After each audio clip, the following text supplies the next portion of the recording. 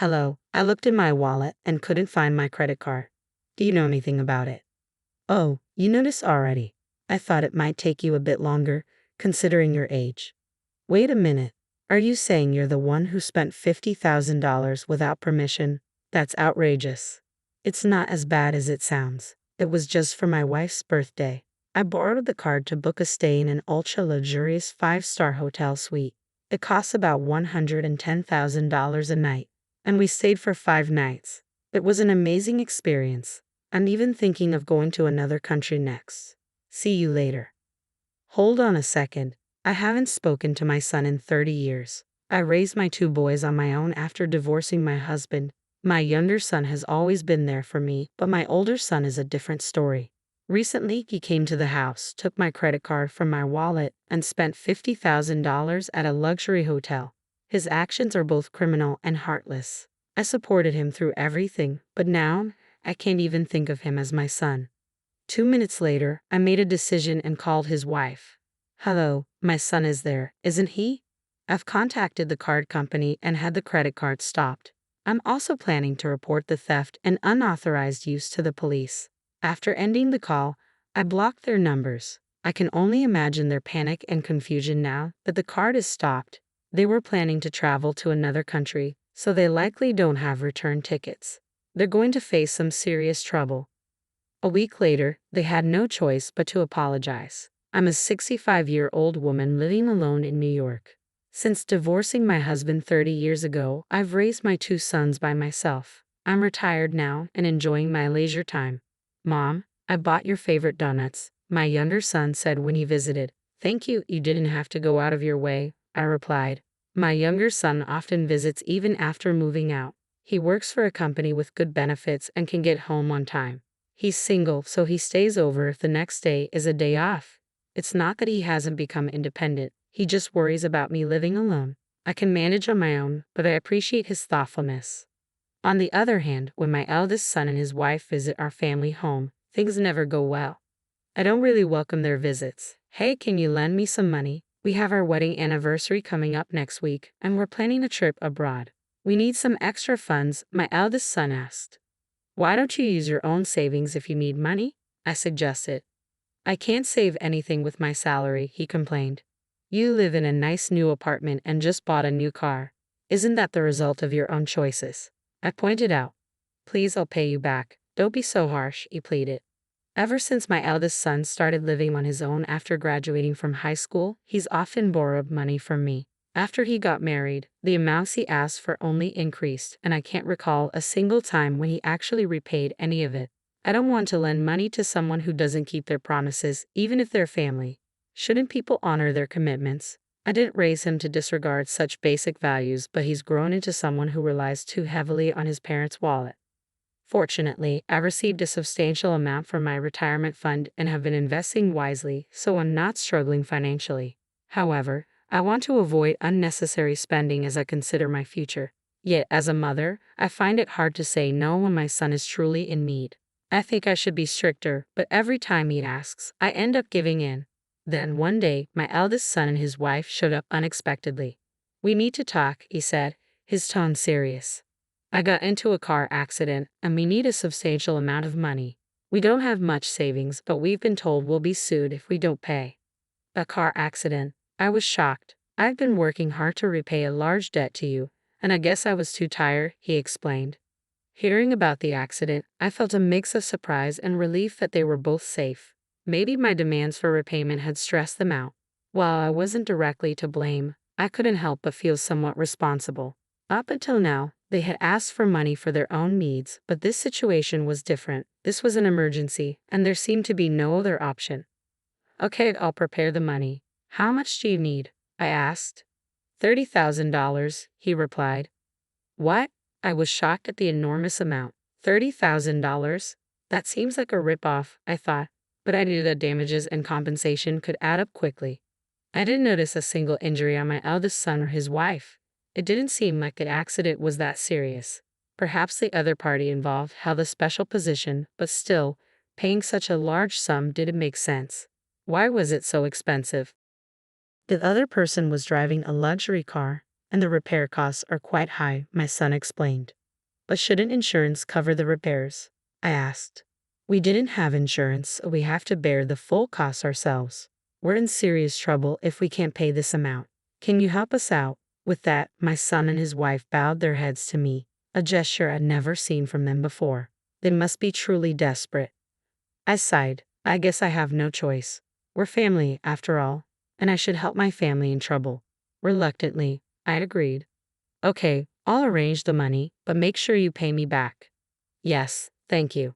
Of course we'll repay you, they promised. I prepared the money, considering it a loan. But after that, I heard nothing from my son or his wife. A week passed, and I started to wonder how the situation with the accident had been resolved. Then, when I went shopping for the first time in a while, I reached into my wallet to pay and realized 3 of my credit cards were missing. No way, I thought. I hadn't used this wallet recently, and I hadn't left it anywhere. There were no signs of a break-in at home, and the cash was still there. What was going on? As I panicked, I realized that I hadn't used my wallet or even left the house in the past week. When I hurriedly contacted the credit card company, I was shocked to learn that $50,000 had recently been spent. What's going on? I thought. The only visitors I'd had were my eldest son and his wife. Could they be involved? Feeling uneasy, I immediately called my eldest son. Hello, can you talk right now? I asked. Yeah, sure, Mom, but it's rare to get a call from you, he replied, sounding unusually cheerful. His tone made me wonder if he had been drinking, even though he should have been preoccupied with the accident. The thought that he might be drinking this early infuriated me. What was he thinking? Are you drinking by any chance? I asked, my irritation growing. No, it's not like that. What are you talking about? He responded, sounding defensive. Have you seen my credit cards? They're missing from my wallet, I pressed, hoping I was wrong. Oh, you noticed already? I thought it would take a bit longer for you to find out. I'm surprised you caught on so quickly, he said with a smug tone. What do you mean? I asked, dread washing over me as I began to realize what he was implying. Could it be that my eldest son and his wife had taken my credit cards without permission? It felt like theft, plain and simple. I didn't want to believe it, but after hearing what he said, I couldn't think of any other explanation. There had been no signs of a break-in, so they were the only suspects. But I never expected him to admit it so easily. I was too shocked to respond at first, but my son continued talking. We've just been using a bit of your money.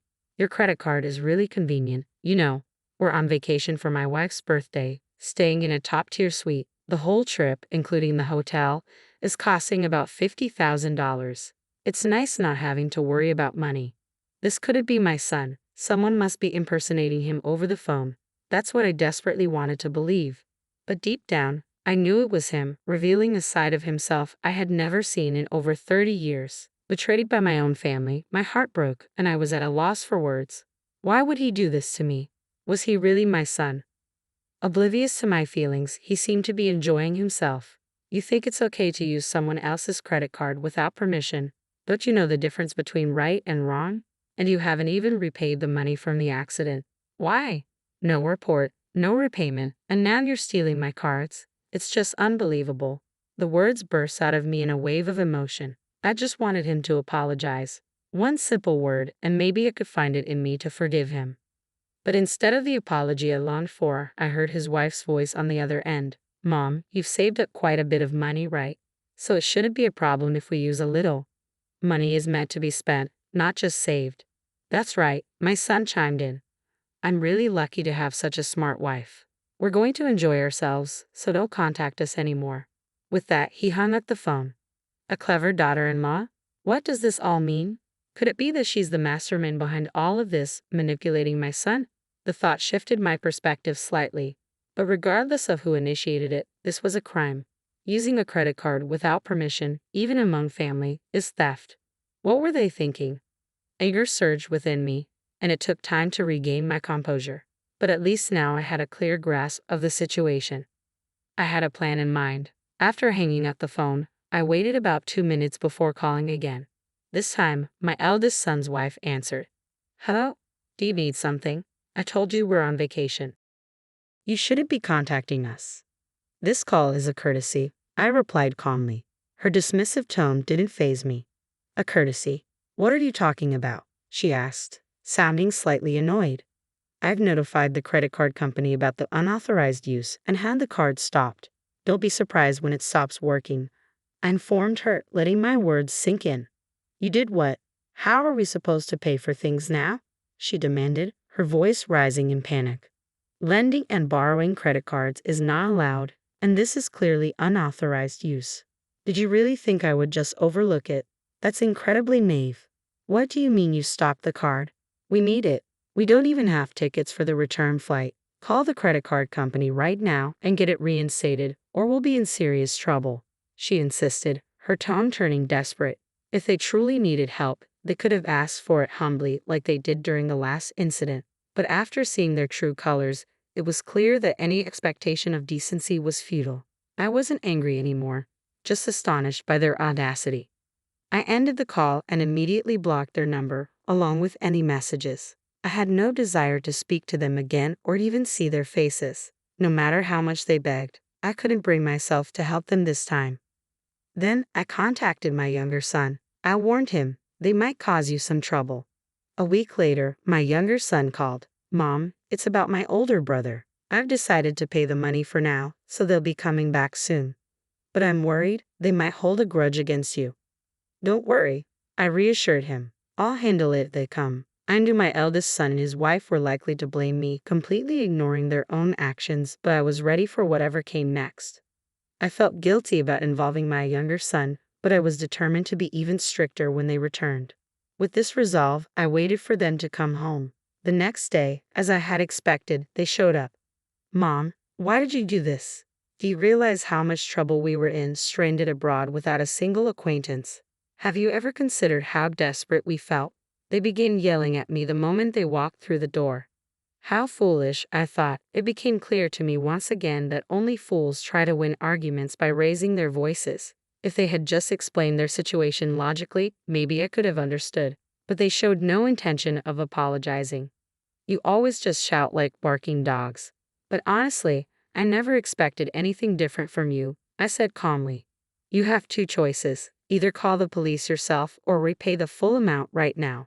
What? Police? What are you talking about? Don't joke with me. You're the one who stopped the credit card and left us in that mess. Shouldn't you be taking responsibility for that? I couldn't help but wonder what kind of upbringing leads to such a lack of understanding. In over 60 years of life, I never thought I'd encounter people like this, but I was serious. Do you realize that using someone else's card without their permission is considered fraud against the credit card company? Even if we're family, sharing cards is not allowed. Reporting this to the police will only cause trouble for you. Wouldn't you rather just repay the full amount? You should be thankful I haven't reported you yet.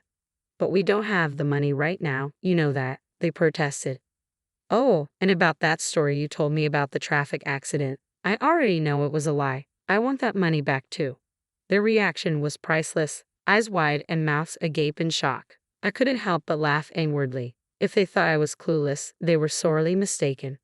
Why are you bringing up the traffic accident now? They stammered, clearly taken aback. Because after what you did with the credit card, it's time you stopped underestimating me, I replied, unwavering.